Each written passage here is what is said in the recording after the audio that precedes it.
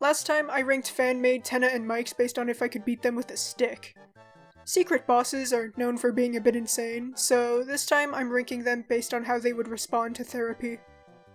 Disclaimer, I'm not a mental health professional, don't take any of this as like mental advice.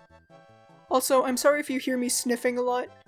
You might think it's because it's allergy season, but no, you're wrong. I'm actually huffing markers after every sentence.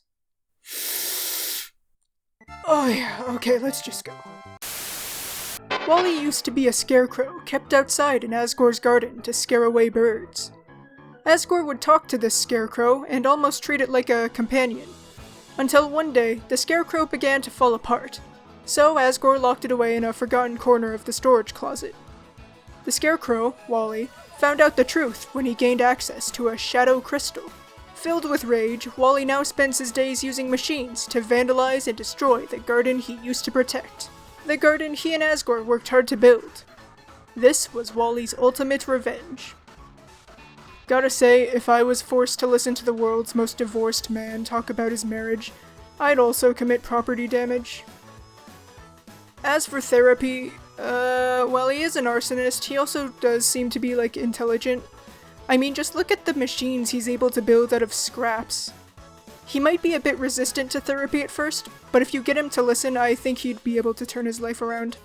Become an engineer or something. I am a gun!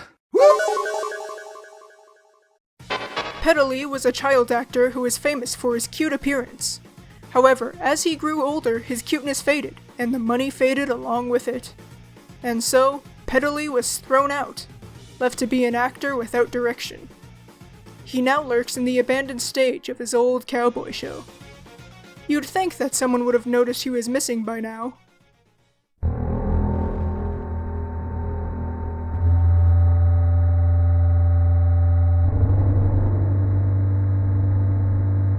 Oh yeah, also, he was abandoned by his parents, his education came from script reads, and the closest thing he's ever had to a father was this asshole. Talk about being set up for failure. The game was rigged from the start. Okay, so it might take a bit more work, but honestly, I think therapy would seriously benefit this guy. I mean, there are examples of real child actors getting better, so there's like a basis for it. I'll put Pedally in a difficult, but not impossible. So this one's more like a 2-for-1 special. The sock on the outside is named Sockswald, aka Sansa's sock, and then the hand is named Handromeda. Their goal is to climb a lighthouse and take back their world from a scientist known as Dingwing, not to be confused with the other guy. Apparently there was a whole fan game about this, but it looks like it got taken off of Game Jolt. Does anyone know why it got taken down? It looks awesome. All things considered, I don't think they really need therapy. They're full of joy and whimsy for like 90% of the game. It's only during their boss fight that they seem to be in a lot of distress, but I mean, they did just get transformed into a giant eldritch space hand, so, you know. Then they learn to live with their current memories once you defeat them, so honestly, Sockswald seems pretty chill. Okay, so from what I gather, Foldy is a child who wanted to go exploring, but ended up falling into like the ink ocean. Normally, Foldy would have drowned, but due to the shadow crystal in his pocket, he ended up becoming one with the ink. His family was terrified of his new form, so he was cast away. After being defeated in a boss fight, Foldy feels remorse for his actions, and offers to help Chris on their journey.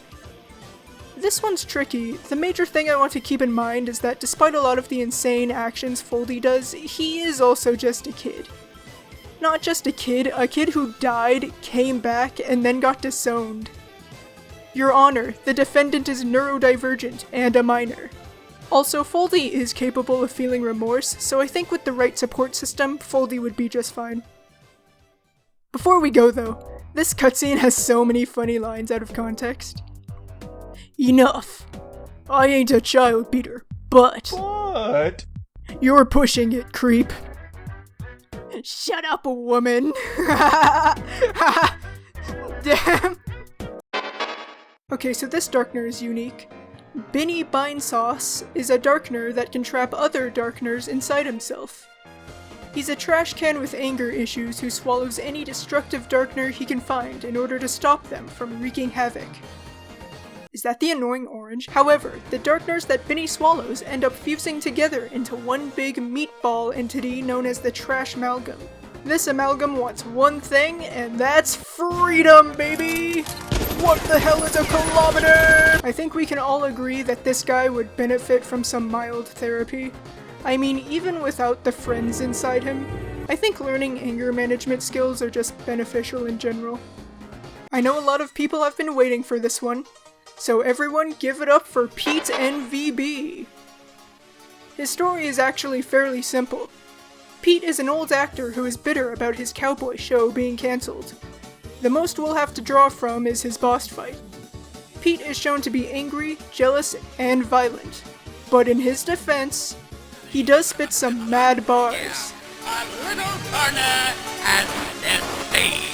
Come everybody, it is time to go. Let it up, somebody from no time to go. Let it be no yeah, let it be no roll. Maybe you can tell we're about to score. Link your lights and run it down. Make the nail no going down. You will lead them high, you will lead them slow, but it is still a corner got to blow. Honestly, I'm not sure. He doesn't seem particularly insane, but he also seems pretty stubborn.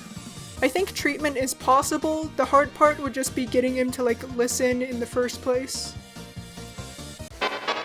Arch is the embodiment of the second place medal in Chris's bedroom. Arch's brother is credited for killing a dragon that was terrorizing their village. However, the truth is that the dragon was not killed, only injured. Arch plans on using a mysterious crystal to learn the truth about the beast, but ends up gazing too deeply into it. With their reality now shattered, Arch separates Chris from the rest of the fun gang, and tries to help Chris break free from their chains. Honestly, I think they'd get put into the would make the therapist insane tier. Using the brief info we got, it just kinda seems like they looked into the crystal and then boom, insane. I don't know, it feels really sudden, what about the dragon? What about their brother? I thought those were gonna play a bigger role, but oh well. Loggy is a former TV actor who was kicked to the curb after his show ended.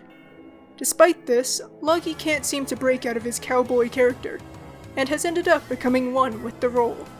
Further complicating things is a strange parasite who lives within Loggy's hollow wooden body known as Friend. Friend whispers advice and compliments to Loggy, even gives him a few new abilities, making a sort of symbiotic relationship.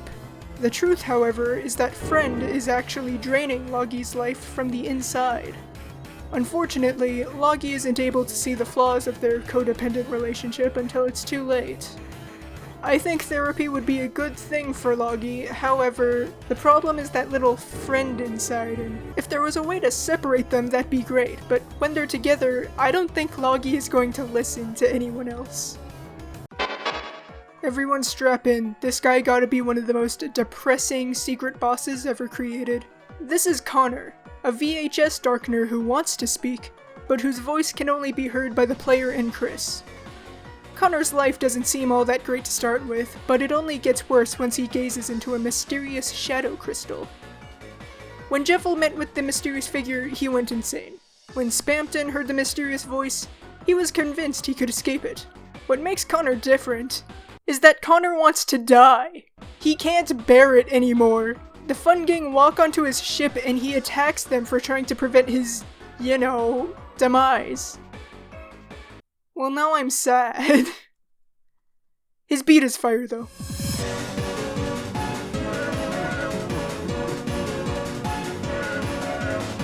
Okay, I want to put him into the difficult but not impossible tier, because I don't want to imply that being depressed makes you incurable or anything. However, if we're talking about the character, I don't know if Connor would even accept help. But if he doesn't accept our help, should we force him to go? It'd be positive, wouldn't it? I think once he sees how beneficial treatment is, he'd want to continue it. But then we get into the debate of, is it ethical to try helping someone who doesn't want our help? And those are some big questions. Questions I didn't think I'd have to answer when making a funny Deltarune tier list, so you know what? I'm gonna create a new tier just for Connor called, I don't know, smart guy, you figure it out. I can't find much about this guy. The only info we have about him is that he's the missing green crayon. He's a former children's show actor, and he's got a friend inside him. I can't really find what his personality is like, so I'm just gonna assume that the guy is completely insane and would lock onto the therapist like a heat-seeking missile. Tilda Bellatrix is an army commander involved in a Titan war. Although the conflict is over, she still believes it's going on, leaving her mind stuck in the past. She thought her friends would come out of the war alive, until she witnessed their deaths in battle, which left her with trauma and the feeling that everything she did was worthless. The Fun Gang, exploring the battlefield known under the name of Wasteland, came face to face with Tilda. Introducing herself, she tells them about the war she believes is still going on, and decides to put them through intensive military training to learn how to survive on the battlefield. She doesn't mean any harm towards them, on the contrary. She wants them to be able to defend themselves, and above all, she doesn't want them to suffer the same fate as her fallen comrades. Straight up, I think Tilda is traumatized. I don't know if you guys know this, but war kinda sucks. It makes sense for Tilda to feel constantly on edge after what happened to her friends, even if she does take it a bit far. Her scary demeanor is just a way to bury her fears of being weak or vulnerable. Maybe that's something she and Susie could bond over. Overall, treatment would be difficult, but I don't think it'd be impossible. Buttles is another successful children's show actor, much like many others on this list. The difference, though, is that Buttles hasn't really fallen off.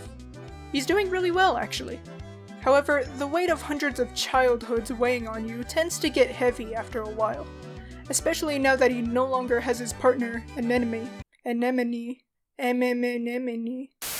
Especially now that he no longer has his partner, Anemone, to help carry the load. Still, he carries on. This show has become his entire identity, and the last thing he wants is to get replaced. If only there was a way to keep this going forever. If only. Somehow, he made the right phone call and found someone. Or was he found by someone? You know, for a secret boss, this guy's doing pretty well for himself. It seems like he's on the brink of something going wrong, but hasn't actually gotten there yet. Which is good, because that means there's still time to save him. His fate is yet to be determined. I think if we just find a way to give him a more stable sense of self and also locate his missing friend, then he'll be fine. After getting replaced, Brandel is now desperate to once again become the definitive mascot of Icy's Pizza. Now he'll do anything to get back into the spotlight, following trends, changing his fashion, even taking some advice from a mysterious figure. Brandel is so desperate on his quest to regain fame that I don't think he'd listen to anyone trying to tell him to stop. Also small thing, but damn does this guy have one hell of a freedom motif. Probably my favorite. It's just so like victorious sounding, you know? Really makes you feel like you're skating towards heaven.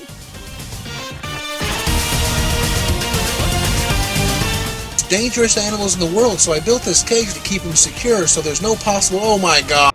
No idea who this guy is. Apparently he's a Mr. Rogers parody, but his face looks like something from my nightmares. He looks creepy and would probably kill the therapist. So, this one was submitted by the creator, and I think it'd be best if I just read what they sent. Sans Pie was a secret boss after Chris removed their soul and held up their knife to attack Toriel's recent pie, which makes Chris hallucinate into seeing Sans' face on it, and Chris is Kara placement, and that's why the next chapter has Chris eat pie last night. I don't know what I'm doing here. I don't know what to do on Instagram. Help, 3P. And then in the submission form, it gets crazier. We have... Okay, so this thing was made back when Chapter 1 and 2 were the only chapters out, so with Chapter 1 ending with Chris turning into Chris, Chapter 2 starting with Pie and Chris is Kara or something. Here comes Sans Pie, which mocked Chris or Kara or Chris or as some sort of payback from genocide route, like, you know why you came back, don't you?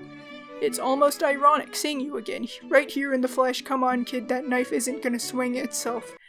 And then a mix of flames and bone attacks with fighting, being dodging, loosening, and cutting until there's one last piece left. At the end, Sans Pie would get sliced, and before getting eaten, he said something like, You never really changed, did you now? Before Chris eats them and then goes back to sleep upstairs, and he will come back for more if there is pie, I guess. So this is how Jevil felt. I feel like I gained the freedom motif after reading this. Solus used to be a renowned dancer until someone threw a bouquet at them. This was no ordinary bundle of flowers, because inside this bouquet was, say it with me folks, a shadow crystal! Honestly, I'm surprised that shadow crystals aren't used in more like malicious means. Like imagine you open your mailbox and your friends prank you by sending the magic rock that makes you insane. Anyway, Solus ran away and disappeared for many years, wishing to return to a time before the crystal, a time where they felt like themselves. Despite the difficulty, I think they're treatable. Wait a minute, what's Host doing here? You already had your tier list, pal, remember? Oh, what's that? You've got lore I didn't see? Well, let's take a look. Alright, where do I start? Well, did you know Host actually has a kid? You know that TV in Asgore's flower shop? That's actually a TV darkener named Tenna. Mike, Host, and Tenna used to be a happy family, but I'm guessing Asgore took one of the TVs with him when he moved out, which is why Tenna is now separated from Mike and Host. This divide caused Mike and Host to kinda go on a hiatus as the leaders of their dark world. Host would be willing to do anything to get Tenna back, and I do mean anything, which I'm guessing that's probably how this whole Omega Host thing happens. And I mean, I don't know, if they're willing to go that far, do you honestly think they're going to let some therapist talk them out of it? I'd just like to take a moment to shout out Neon Bandit's website. It really made learning about Host and all the other Delta cast members really accessible. There's also just an insane amount of effort put into it, like there's playlists, mood boards, sound effects. There's even little interactive shops you can mess around with. How do you even make something like this? It's really awesome. I think having a space like this where newcomers can learn all about the lore and personalities of each character really does help people become invested. It doesn't have to be a full-blown website like this. A lot of these bosses have Toy House pages that also fulfill the same purpose. I actually have a Toy House page for my own characters that I dump artwork and lore into. Check that out in the description if you're interested. The infamous actor whose smile was copyrighted for TV advertisements, contractually obligated to never smile again. They now reach for true happiness despite their view of the world growing darker yet darker. I'm sorry, their smile was copyrighted? What happens if they hear a joke? Do they go to jail? Free my man, they didn't do shit! I don't even know where to put them because they mostly just seem like a victim of circumstance. I mean, yeah, they attack the fun gang, but so does every other Darkener.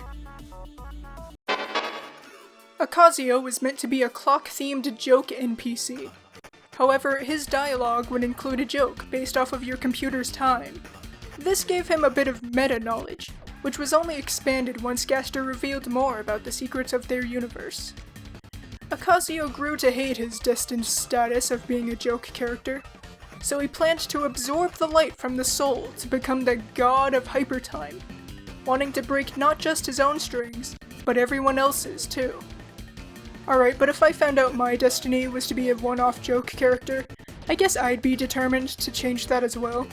Especially if I could instead be a god of hypertime. What even is a hypertime? Akazio seems like the type of guy who's really committed to their goals, so I don't think a therapist would be able to talk him out of it. Senna-Scotch is a buttercup flower baked inside a pie. In the Dark World, she's a chef who ended up looking into a shadow crystal and learned that she didn't have long left to live. Now she's willing to do whatever it takes to prolong her life, even if that involves underhanded tactics. Well, technically we all fear death. It's just that Senna-Scotch knows that hers is gonna be sooner rather than later. I don't really know if therapy is gonna help with that. I guess the only thing we could do is just help her learn to make peace with it, maybe? That's a bit morbid, but it is an option. Halo Jack is a signal hijacker who hijacks broadcasts in order to spread eerie messages across Telehaven. She used to work as a broadcast engineer, before some strange force began to guide her. She's also an avid people watcher and enjoys knitting socks. I mean, from the description we got, Halo Jack actually seems pretty chill. Sure, hijacking television channels probably isn't the best hobby, but it's not like the worst crime to commit. You know, compared to mass property damage and becoming god of hyper time. So yeah, Halo Jack's just like that unemployed friend who gets into hijinks. We know what happens when objects enter a dark world. We know what happens when humans and monsters enter a dark world. But riddle me this, Batman. What happens when an animal enters a dark world? Everyone, meet Sao Tin. His hobbies include eating souls, eating rude busters, and aura farming. You see, Sao Tin was once just a normal pet fox. Their owner was neglectful, to the point that Sao began to starve. He ran away to go find food, only to stumble into a dark world. The enigmatic nature of the dark world gave Sao higher intelligence, and the ability to speak. From there, he began his reign of terror, consuming everything and everyone in his path. He even managed to nearly ascend to godhood by eating half of Chris's soul. Yeah, I think we can all agree, Sao Tin would just eat the therapist. Another character from the legendary Mod Tro 64. Radiola represents the classic rivalry between radio and television. You know the drill, she was once a famous radio host before getting replaced by the newer, flashier TV figure. Tale as old as MTV. From what I could find, it looks like she was shut off for quite a while, until Chris found her. I'm not really sure what her goals or motivations are, but honestly, she doesn't seem all that insane. She's basically just been in a really long coma. I guess getting used to the modern age would be disorienting, so therapy would probably be beneficial. And with that, we finished our ranking. Thank you to everyone who submitted a boss to the submission form. I tried to do as many as I could, but don't feel too bad if your submission didn't make it in. Anyway, next video is going to be about Undertale alternate universes, but I might just release a shorter video while that one is being worked on. Anyway, thank you all and good night.